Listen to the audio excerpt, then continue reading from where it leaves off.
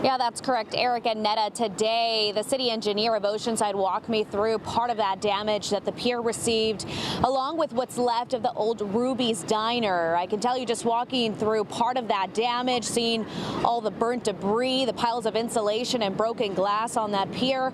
Crews have a long road, so it's going to take some time for that repair process to get finished. They walk me through what it's going to be like, especially with the rest of the pier being open to the public.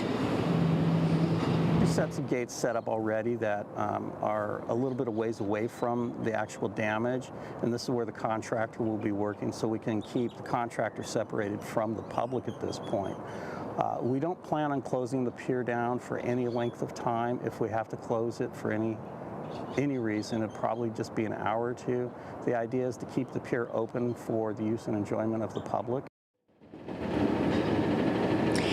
And that's Brian Thomas, the city engineer of Oceanside. Today, the city has crews on the pier to start the first part of the demolition process.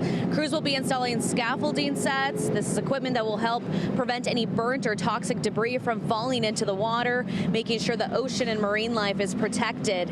Now, next week, after the scaffolding is set up, crews will focus on tearing down the old Ruby's Diner building that was damaged because of the fire. That also includes removing the deck planking and the rails around the pier. Once all of that is done, they will be able to evaluate what else needs to be repaired. Thomas tells me it's going to be a long road and difficult, definitely a difficult process. The timeline they could be looking at is around 2 to 3 years. The estimated cost is around $20 million, and that's if there needs to be major repairs, and they'll have to change permits if that is the case. So back out here, they did tell me that the railings around the pier that got significant damage, they actually had some sort of lettering that had names on those railings from their centennial event, and those names were part of the people who donated money for that fundraiser, and so they're trying to salvage some of those lettering, some of those names that were on those rails, and of course letting the public know that if you want to keep that, if you know someone who was part of that